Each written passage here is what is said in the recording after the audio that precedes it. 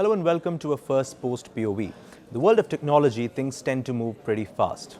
Last year, this time, we were talking about an AI rush. You put money into AI, you add AI to anything, and suddenly the value ballooned. But this year, we're talking about an AI bubble, this fear that all this money and all this investment that is going into artificial intelligence will not actually result in any rise in profitability or productivity. This fear has actually led to a rout on the stock market. US stocks lost more than $2 trillion in value this week in trading. Even Google's chief, Sundar Pichai, has admitted that some of the spending on AI is a bit irrational and hard to justify. And if this bubble were to ever burst, every company would be affected. The question is, are these fears of an AI bubble and the bursting of an AI bubble overreacting? Let me put this question to my guest, Pernille Tranberg, who's the co-founder of dataethics.eu. She's an expert on AI and data understanding. Thank you so much, ma'am, for speaking to us on First Post.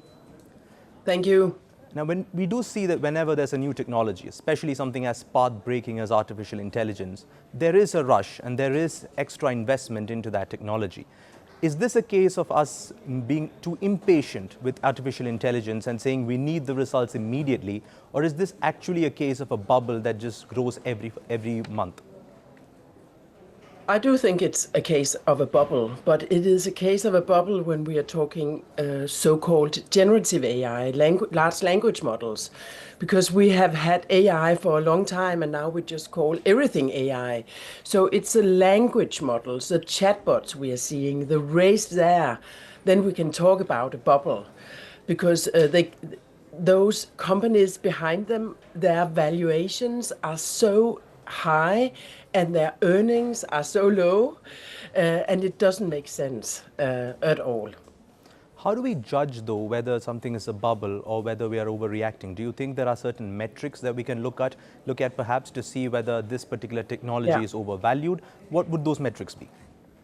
That would be, for example, what is the main driver behind this? That's one thing. In the US, it's profit, and it is beating China. They want to beat China. I'm so sorry. So the main driver is that not to, do something good for the environment or for human beings. It's about profit and being first. And that's why I believe it's a bubble. So would you then say that the problem isn't essentially the concept of artificial intelligence or the technology, but the way in which the countries and the companies are approaching it? Like you said, it's profit first, how it affects productivity, how it affects the world, that's secondary. So would you say that the concept or the practice of artificial intelligence is still solid, but it's the way we are approaching it that's wrong and that's leading to this bubble? Yeah, it's hyped. I mean, when those big companies like OpenAI talk about artificial general intelligence, which is supposed to take over almost all human cognitive tasks, it is a hype. I don't even believe in that. There might be something close to it, and it might take decades before it happens. Of course, there are things you can use generative AI for, but we need to adapt it to our democracies, to our values. It's us and not technology who should decide which way it should all go. And at the moment, it's technology deciding the pace. It's not our democracies deciding the pace.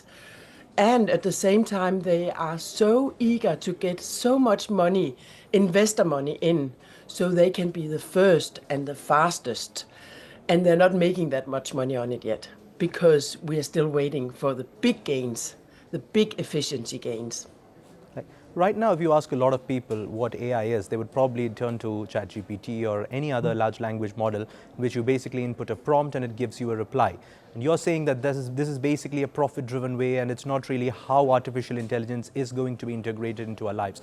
Could you give our viewers an example of what a productive integration of AI into our lives and economy could look like? Are there any real-life examples that we have right now? Yeah, of course, in the health sector or even in the industrial sector, we're using machine learning, also a part of AI, to predict patterns and to predict, the demand in the future, to predict the weather, etc. So there are lots of ways in professional hands where AI today is working. With generative AI, there will also be ways where we can see big gains. But right now, it's everybody who can use it, and it's the world now is overflowing with fake pictures, fake news, fake everything, because it's been put out of profit reasons to everybody in the world. And that's a big problem. We don't trust it right now, and trust is very important for society.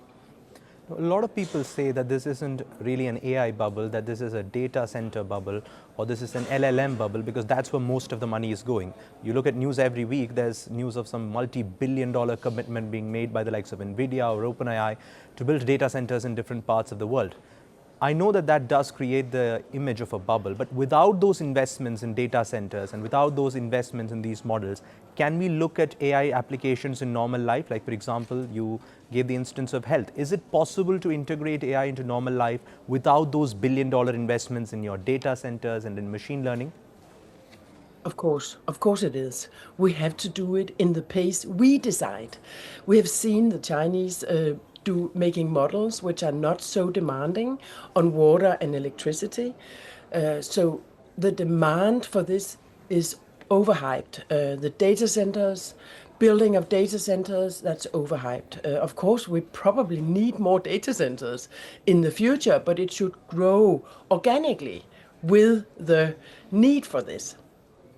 How much of this hype would you attribute to artificial general intelligence, this concept of a super intelligence that is many levels above the ordinary chatbots that we use today? Is all of this money going into AI essentially because these companies want to be the first to crack AGI, artificial general intelligence? Is that one reason why we're seeing so much money flowing into the sector? Well, I have a very hard time taking AGI seriously because do we want to wipe out people and then have machines doing everything? So maybe I don't know actually whether it is AGI or just the term AI. I think it's the term AI which attracts everybody and all the investors right now. The AGI is a mission of OpenAI and a lot of other big tech companies. But what it actually means, AGI, is not, we haven't agreed upon that. How revolutionary will it be? How will it affect human beings? Who are the most important in the world? Is that profit or human beings or human rights? It's something we have to discuss, and we have to do it in the pace that we can follow suit as humans. Right. The next levels of AI do sound like a bit of a black box. We don't know what's out there and what AGI would look like, which is also why several AI researchers have said that there should be some sort of an international moratorium on AI development and research. We basically stop things here, we make sure our regulation is up to the mark, and then when we are ready, we research the next step. Is that something that would perhaps soothe the fears over this AI bubble and this lack of productivity, an AI moratorium on research? Yeah, of course. Of course, just like we did it with nuclear weapons, we need to have common understanding of where do we say stop? How far will we go? Of course, do we want weapons, automatic weapons that can decide on their own when to bomb somebody? Shouldn't there always be a human in the loop? That's what we are trying in the European Union to say. It has to be in control of humans. So yes, we have to discuss this on a global level, but that takes a long time. That's why we have agreed upon it in the European Union, and we hope that a lot of other nations will follow suit on that one. Right. I mean, getting countries together right now in this atmosphere is pretty hard. But what about the idea that when more players enter this industry, there could be some sort of an evening out of these fears? Yes, some companies will chase profits. They will focus on building these large language models, but there will also be companies that look at practical applications of AI in health and education and things like that. Do you think that more companies entering this sector is going to be a positive thing, or will this actually add to the bubble fears that we have right now? Yeah, I think it's extremely positive. And we are also seeing, also from China, that models are coming out which are close to open source. It's not 100% open source, but it's much more open than OpenAI and Google's models. So yes, the more players we get out there, the more different values will be behind the services.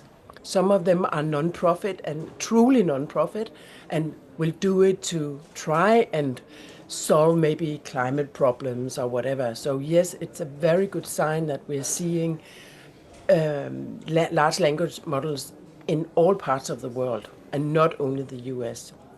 Right. Now, I know it's a hard question to answer, but when do you think we can expect that transition to happen between data centers and LLMs to actual productivity of AI in real world applications? Do you think it's something that we can expect in this decade, or will the 2020s be dominated by this relentless race to pursue artificial general intelligence or perhaps any other higher forms of AI? I do think that we already have started seeing efficiency gains in companies using it in the way they want to use it and where they see the opportunities. But it will be a slow, organic pace. Might take 10 years before we reach a time where we can say now the efficiency gains of LLMs are actually out here. So we're already seeing it, but in a completely other way than big tech, big AI tech is selling it. So yes, we'll have it. I don't believe we'll reach AGI, ever. Right. Now, what about government regulation? Because a lot of proponents of AI do say that government regulation will slow down the research and the innovation that's happening, and therefore they oppose it. The likes of Elon Musk, for example, have spoken out about it. Do you think that government regulation could burst this AI bubble, or do you think it's welcome if they actually come in with some rules and that brings down or tempers the expectations around this? Unfortunately, government regulation has so many challenges because those companies have grown so big that they can get around the laws we are making. But of course we need that. But we also need other factors to stop or to change the pace right now. And that is individuals using other tools and maybe ChatGPT. I would definitely recommend that. And it's also companies who should start using other tools than big techs. We all have a responsibility. In the same way as we have a responsibility towards the climate, we have to make sure that regulation is made and enforced, because regulation is made to save, to help human beings, to help our human rights. It's not made, it's made up against the profit seekers. So there has to be a balance. And that's what we believe in Europe, and I'm pretty sure we believe that in India and in other democratic countries. I think you summed it up pretty well there. There are fears about the pace at which AI is growing, and also the way in which this power of AI is being concentrated in a few hands and in a few countries, and how they are able to not just shape the conversation, but shape politics as we see it through this power that they have. And if it's a bubble or not, that's a worry that continues to remain, and that's a worry that governments and civil society will have to reckon with. Thank you so much, Pernille Tranberg, for speaking to us on First Post on this very important issue. Thank you.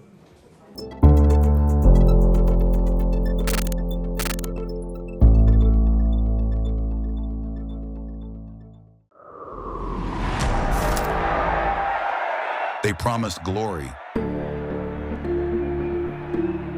They delivered fear. They shaped nations. They scarred generations. From brutal purges to propaganda machines, from stolen power to violent falls from the throne. Welcome to The Dictator, a series that strips away the myth and then exposes the men behind the tyranny. History remembers their power. First Post reveals their truth.